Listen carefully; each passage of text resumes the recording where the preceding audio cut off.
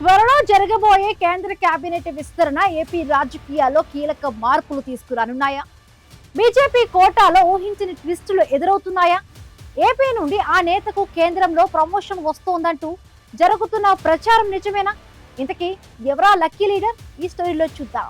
ఏపీలో కూటమి విజయం సాధించిన 2 ఏళ్ల తర్వాత ఢిల్లీ స్థాయిలో మరోసారి ఏపీ ప్రాధాన్యత పెరగబోతుందా అంటే అవుననే సంకేతాలు వినిపిస్తున్నాయి. పార్లమెంటు వర్షాకాల సమావేశాలు ప్రారంభమైన నేపథ్యంలో ఈ సమావేశాల తర్వాత కేంద్ర కేబినెట్ విస్తరణ జరుగుతుంది అంటూ జోరుగా ప్రచారం జరుగుతుంది. ఈ విస్తరణలో ఏపీకి మరో కేబినెట్ బెర్త్ ఖరారు అవుతున్నట్లు తెలుస్తుంది. అయితే నేరుగా కొత్త వారికి కేబినెట్ హోదా కాకుండా ఇప్పటికే ఉన్న సహాయ మంత్రికి పూర్తి కేబినెట్ ఇచ్చి కొత్త వారికి సహాయ మంత్రి ఇస్తారని ఢిల్లీ వర్గాలలో చర్చ జరుగుతుంది.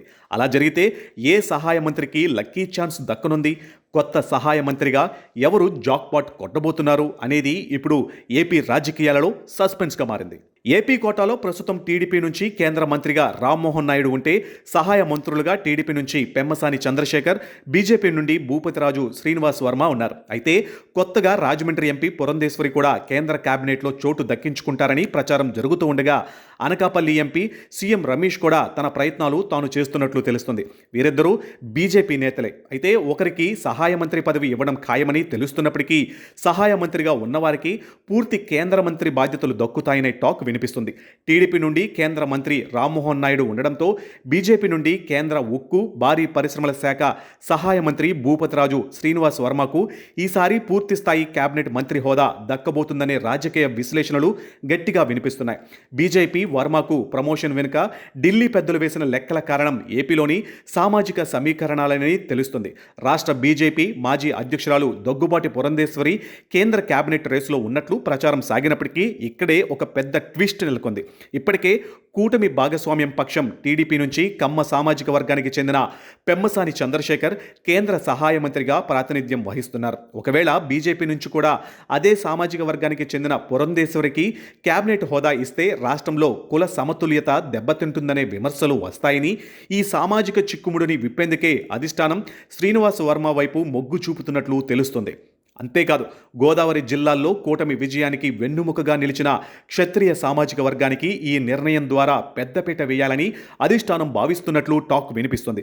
ఏ పదవి ఆశించకుండా 4 దశాబ్దాలుగా పార్టీ సిద్ధాంతాల కోసమే పనిచేసిన నిఖార్సైన పార్టీ విధేయుడు కావడం, వివాదరహితుడిగా ఉండడమే వర్మకు అతిపెద్ద అస్త్రాలుగా మారుతున్నట్లు తెలుస్తుంది. మరోవైపు నర్సాపురం పార్లమెంటును బీజేపీకి తిరుగులేని కంచుకోటగా మార్చేందుకే వర్మకు పూర్తి స్థాయిలో కేంద్ర మంత్రి బాధ్యతలు అప్పగించబోతున్నారా అనే ప్రచారం కూడా జరుగుతుంది. శ్రీనివాస్ వర్మ కేవలం ఢిల్లీ స్థాయిలోనే కాకుండా గ్రౌండ్ లెవెల్లో పార్టీని పటిష్టం చేయడంలో వేస్తున్న అడుగులు ఇప్పుడు అందరినీ ఆశ్చర్యపరుస్తున్నాయి.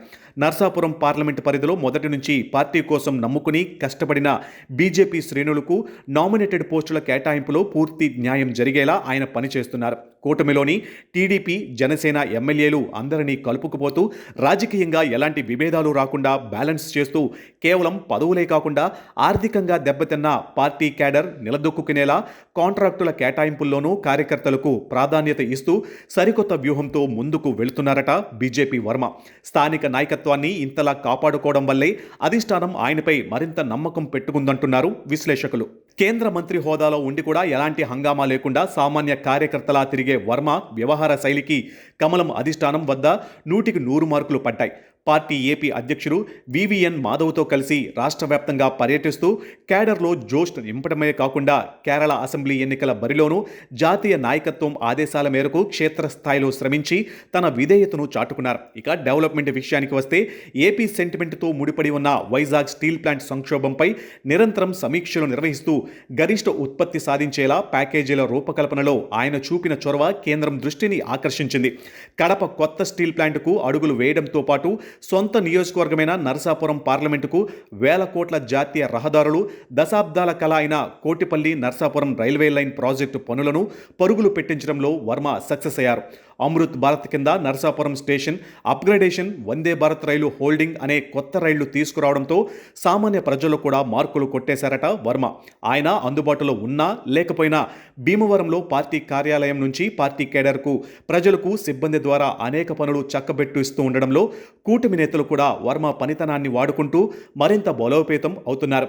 ఇటు సామాజిక బ్యాలెన్స్, అటు పార్టీ పట్ల నిరుపమాన విధేయత, డెవలప్మెంట్ ట్రాక్ రికార్డులే వర్మను కేంద్ర కేబినెట్ ప్రమోషన్ రేసులో హాట్ ఫేవరెట్గా నిలిపాయి.